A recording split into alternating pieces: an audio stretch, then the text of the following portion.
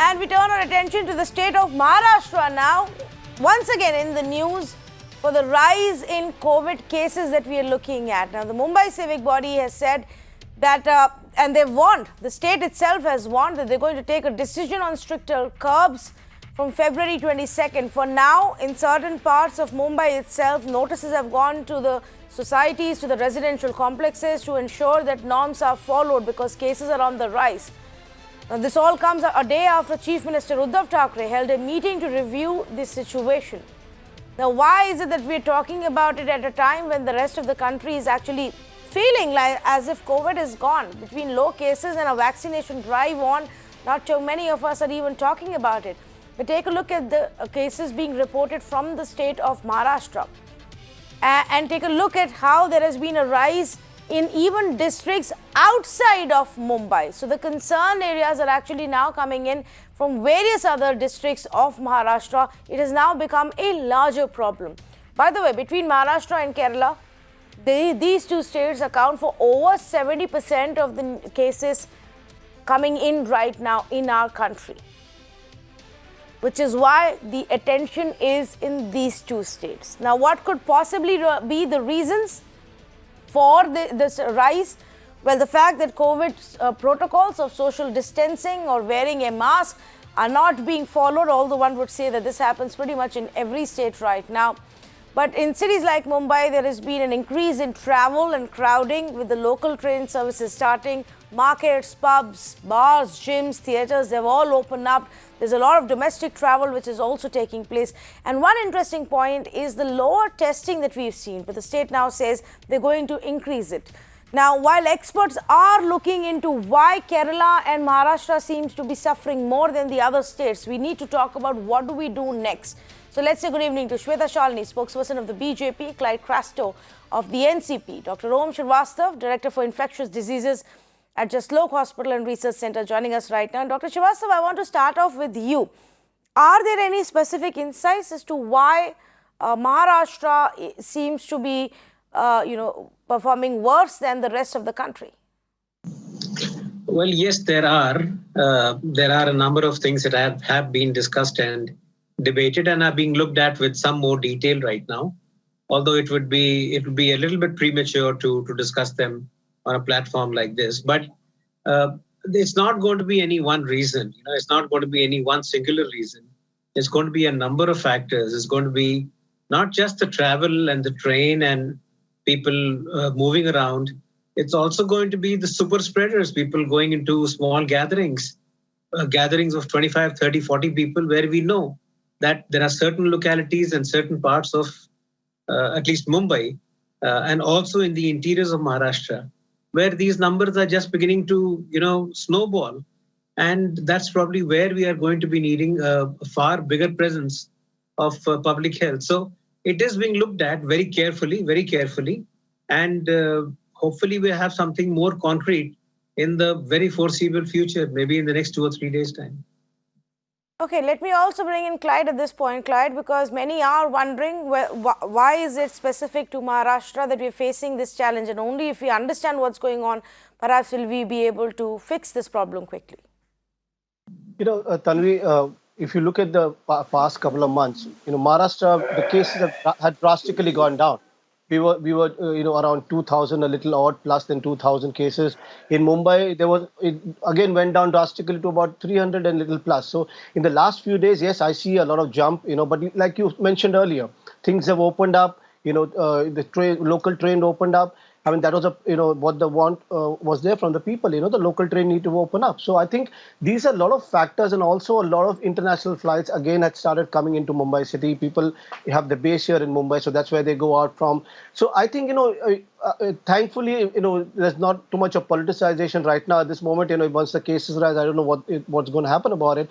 But the fact of the matter is, Maharashtra, Kerala, Karnataka, Andhra Pradesh, Tamil Nadu are actually bearing the brunt of a lot of things, which include, international flights coming in, a lot of opening up of, the hotel sector, the food industry, and even the entertainment sector for that matter. So a lot of things have opened up because people wanted it. The economic was being affected.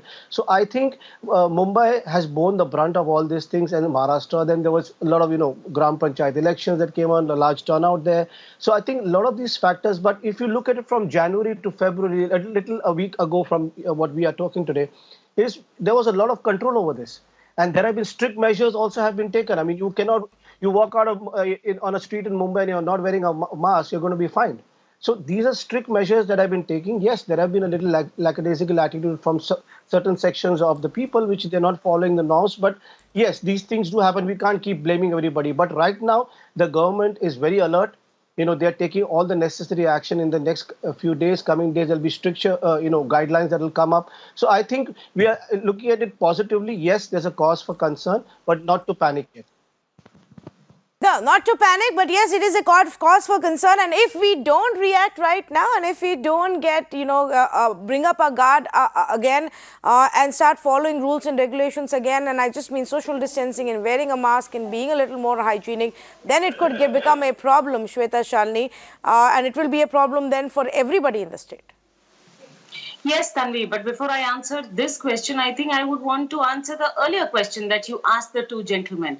And the way Clyde answered it, I want to primarily say that yes, we see number of cases rising in Maharashtra because it has been proven time and again that the virus is certainly smarter than the state of Maharashtra and the Sarkar that is at present in Maharashtra.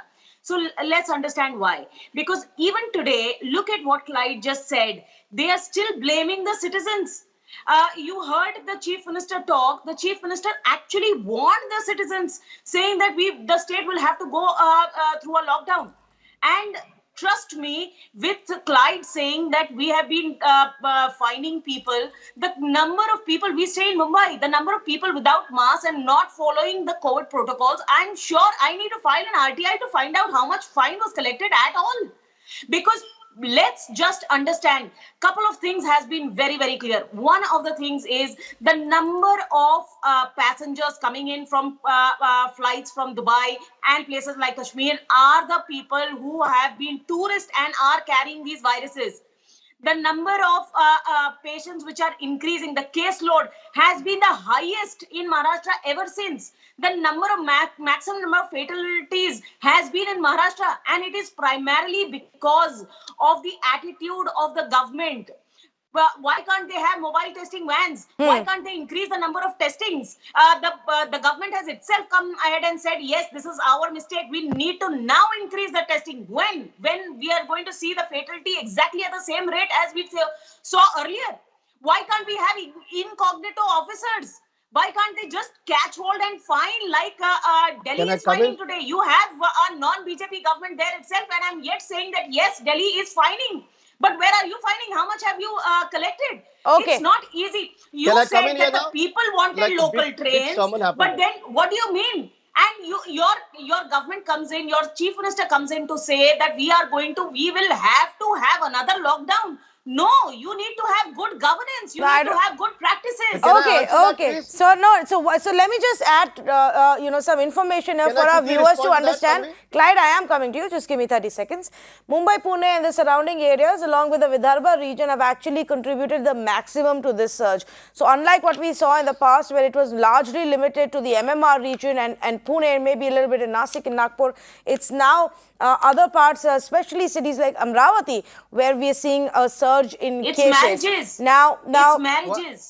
Before I ask Dr. Om Shrivastava on some of these issues, Clyde, respond to what the BJP is asking, especially on the low testing aspect. No, I'll tell you quickly. It's very strange that, it reminds me of that little joke on, off, on. So I think, Shweta, Shalini was just listening to a few things and switching off what I was saying, and at the same time, in the same breath, she also blamed the citizens who she accused me of blaming. She was saying there are a lot of people out there not wearing masks. So that's the different story. Also, one more thing is that she keeps, last when I checked, I knew Shweta Shalini was from Maharashtra, but she keeps saying your chief minister, your chief minister. I mean, for me, Narendra Modi ji is my prime minister also. So I don't know what she's talking about. Anyway, that's a different thing aside.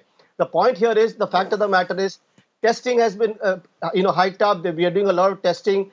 Fines have been, I would welcome Shweta, Shalini to go and file an RTI to check how many fines we have collected. It'll be great. You do the homework, it'll be better for you. So, because if I tell you, you're not going to believe it. So please go and do the homework. See, the fact of the matter is, yes, there are, a lot of issues that are coming up. We are going into a little, danger zone. The cases are going up. Testing has gone up. Testing has gone up. If the testing wasn't there, why would we go only down to about 2,000 plus cases? Your Why would we only do administration, it? your chief minister has said, Clyde, that we need to increase the testing.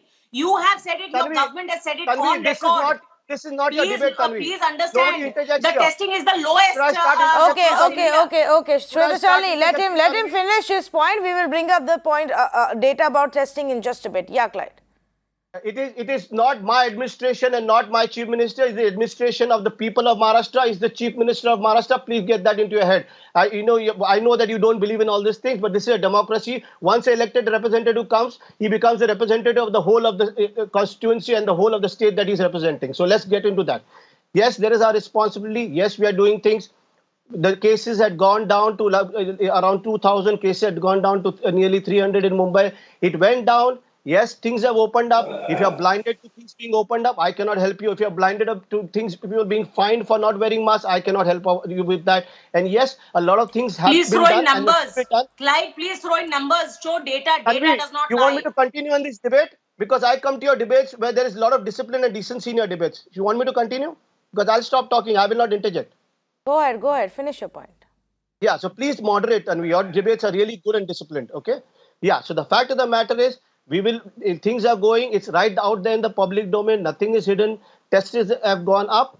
And yes, cases have risen. We will look into it. Things are happening. And we will make sure that this doesn't go much higher than what it is right now. But yes, there is a cause for concern and we need to work this out together. You cannot say yours and mine. We have to all work it out together. No, but you can't deny the fact, like Castro, that the testing is much lower. Now, you don't give us the breakup between, RT-PCR and the other tests are being carried out.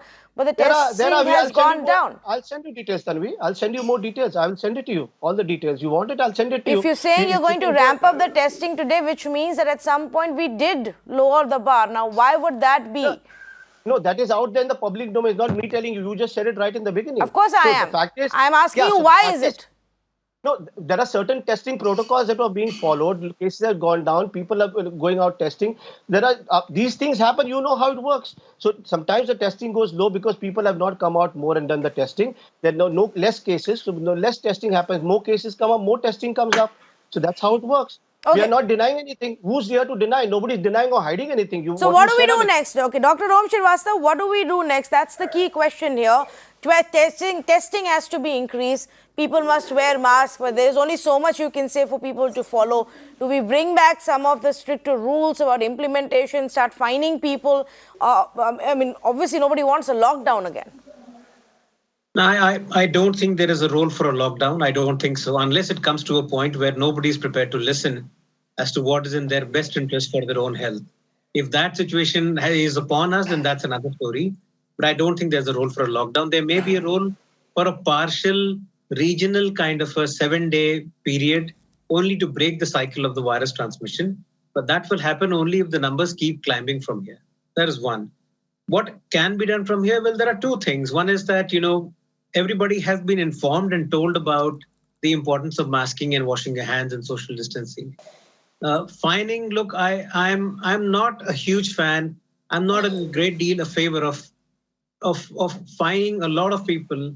It's simply human nature. They don't want to do it. You'll probably have to find some way to get them to see your point of view rather than saying that, look, we've got this draconian law and if you don't do it, we are just going to punish you. So I'd like to think that there might be a halfway measure from between fining and leaving everybody loose.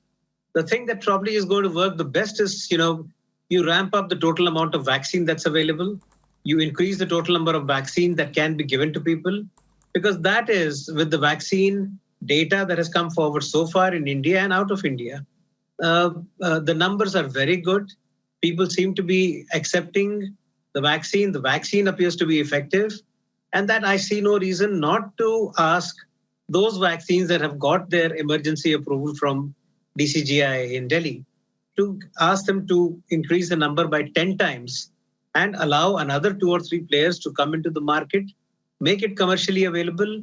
Do not restrict yourself to only healthcare workers, but make it available to other highest groups. So other than that, look, I think if it is a situation that we are not able to impress upon ourselves that by following these practices, we are only harming ourselves and nobody else.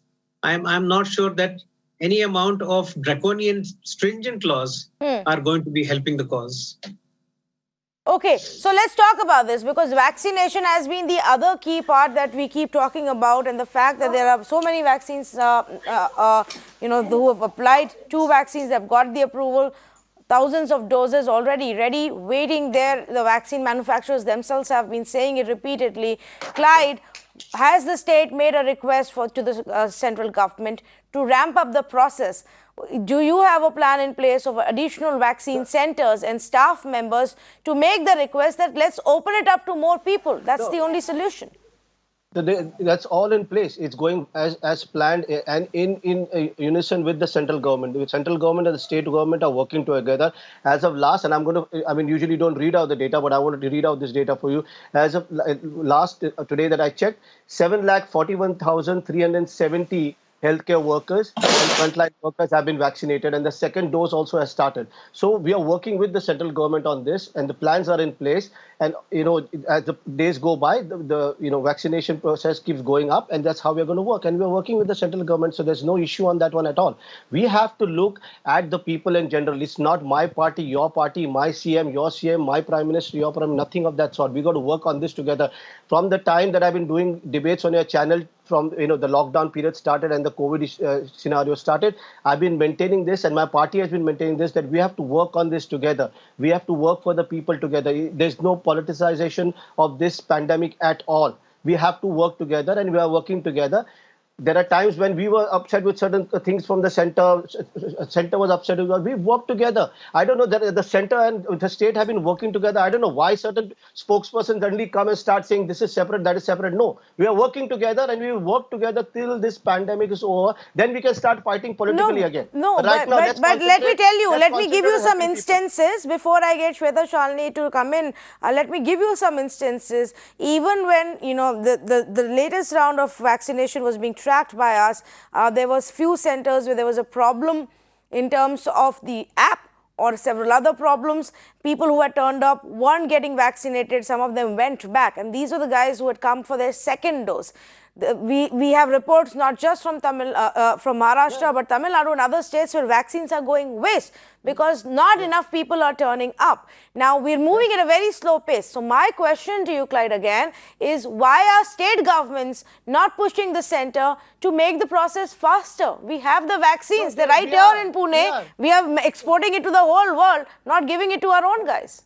No, we are doing it. No, who says we are not doing it? The center also is pushing it. We are also pushing it. We are all working together on this. There are some people who are not on their own coming for it. I mean, you can't drag somebody to a vaccination center. Yes, and this is all digital and everything. The glitches are happening in every state. It's not just Maharashtra. So open it up to people who want it. No, so that's what, no, see, there is a process you have to follow. First is the frontline workers. First is the healthcare workers. This is a directive from the center. This is not directive that I have made or you have made.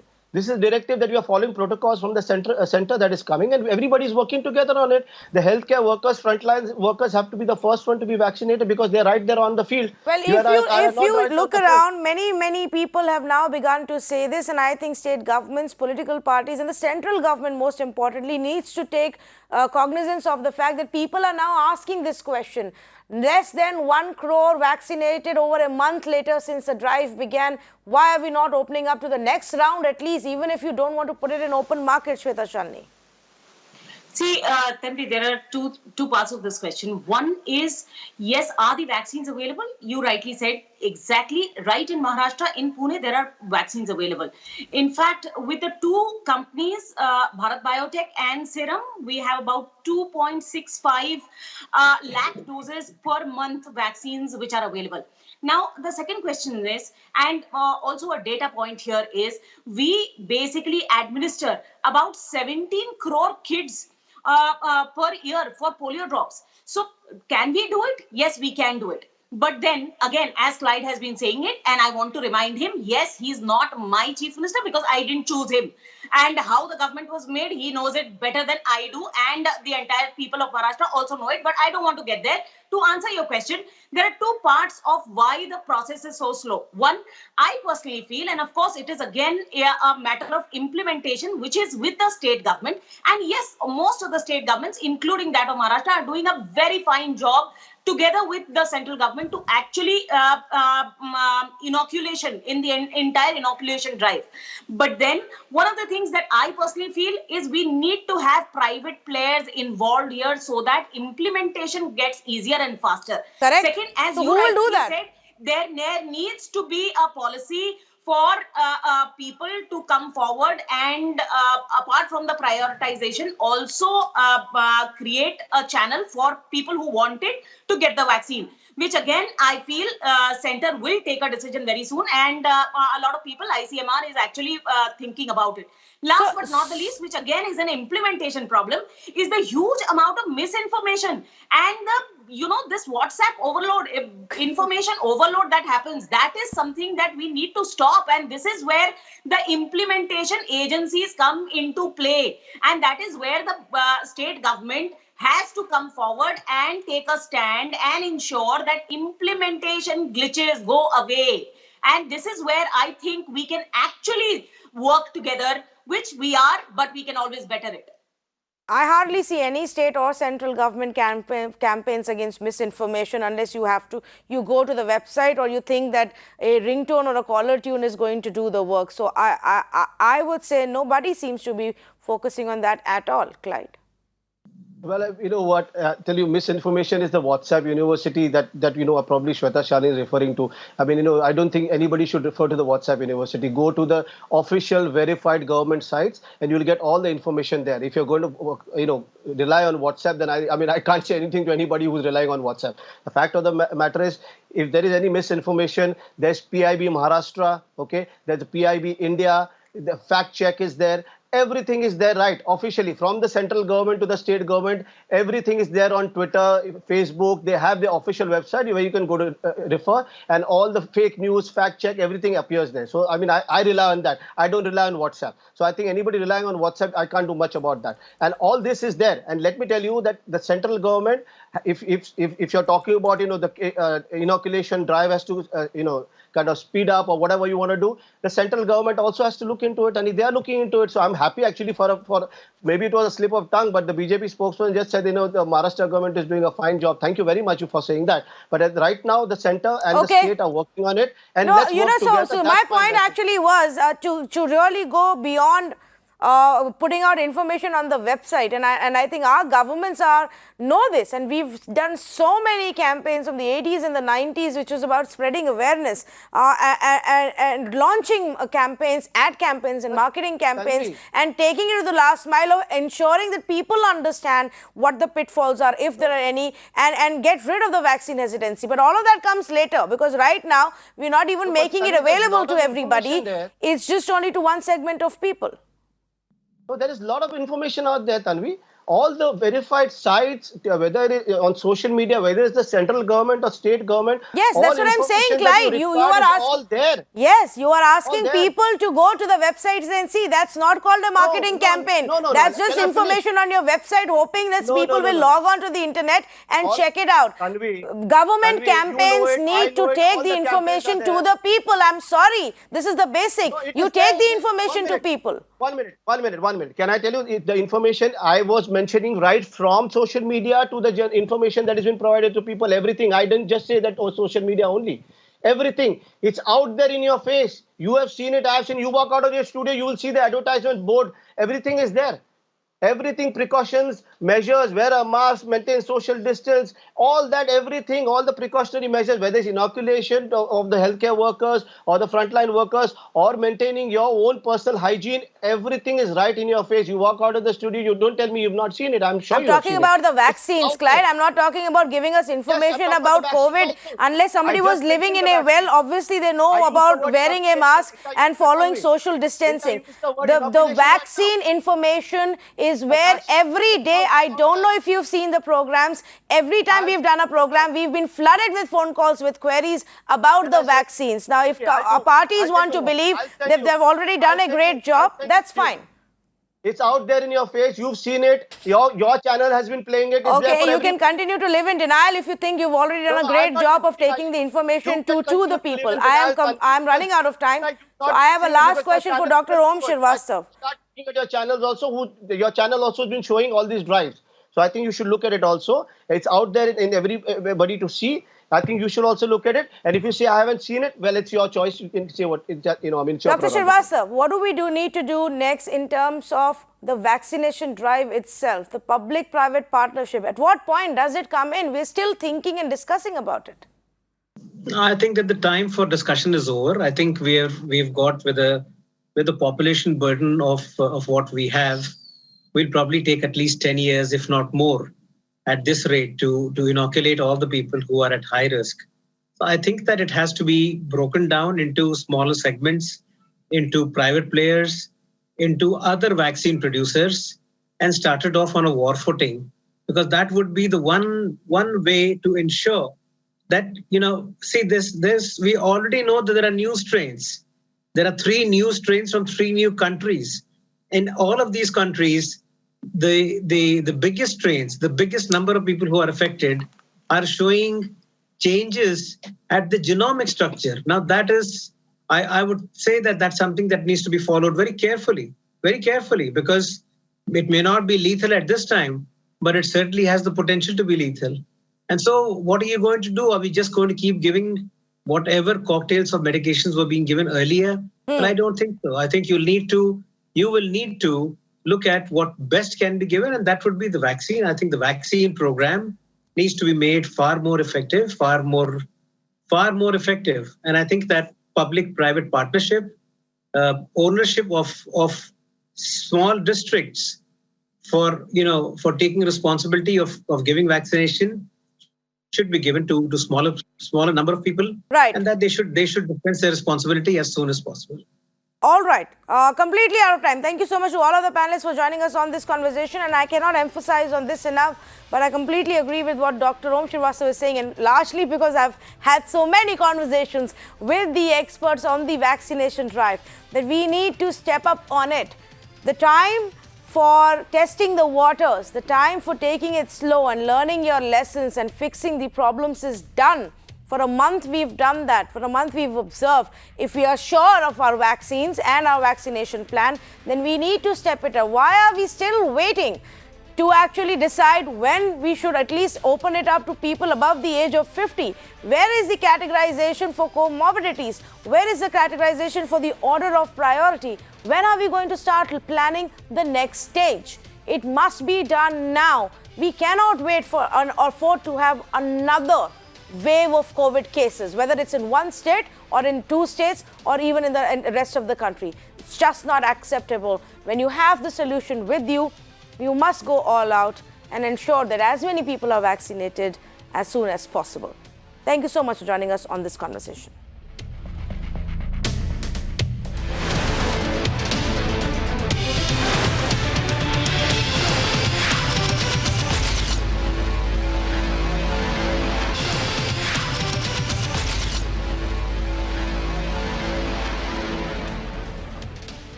Welcome back.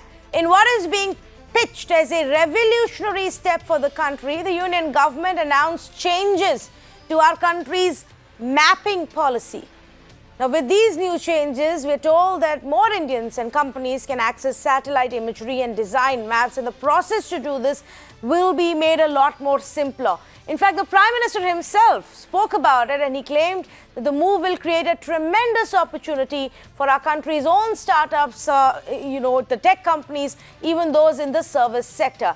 He also stated that the farmers will also benefit by the nation's first indigenous mapping system. Now, so let's try and understand what it is that we're talking about, because for the longest time we were told, a lot of the mapping system is not accessible for us because of national security, and that there are concerns, and you don't want satellite imagery, street images and maps of our security installations being available to anybody and everybody remotely across the world. But what's changed now, and how does it benefit us? Let's ask an expert. Let's take some help here. Rohan Verma, CEO and ED of Map My India, is joining us. Rohan, I'm just going to very simply ask you to first tell us, What are we talking about when we say new mapping policy and, a tremendous change in the geospatial system? What does that mean? Simply put, the government has said that any Indian entity can easily do surveying and mapping without any prior approvals or without unnecessary bottlenecks and constraints. The Prime Minister himself deeply cares about this topic. He's moved India into the postmodern, real-time digital world and unleashed the potential of mapping and innovation. So he's simplified things, he's deregulated, and he's allowed the benefit of mapping to now start percolating to everybody. Can you give me an example on a consumer interface level? What could change? So, for example, earlier, even when MapMyIndia has been building digital maps for 25 years, now earlier, even if we had to put a pothole on the mark a pothole on the road on the map, we'd probably have to take permission of some authority that, can we put this pothole or mark this pothole on the map? By the time we'd get the permission, probably the pothole is gone. Such kinds of really archaic things were happening. Now with this, the whole power of advanced mapping technology, MapMyIndia has something we call the 4-dimensional 4D digital map twin, where we map the world in 3 dimension, changing real time, outdoor and indoor, photorealistic, in high definition.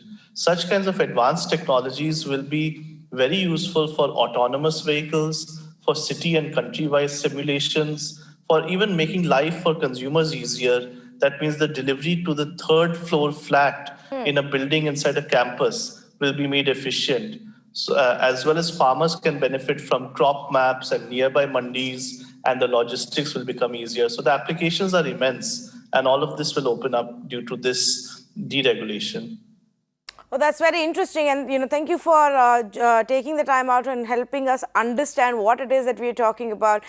So essentially, what we're saying is that right from consumer services and how your consumer products, your food gets delivered to your place, to farmers who are actually growing the food and need information, all of this will hopefully revolutionize and change for the better, with the government really pulling out a lot of the restrictions and opening up the mapping sector to a lot more entities and making the whole system simpler. So there you go. That's what the latest announcement from the government has been. And on that note, we're going to wrap up this edition of the Urban Debate, completely out of time. Thank you so much for joining us.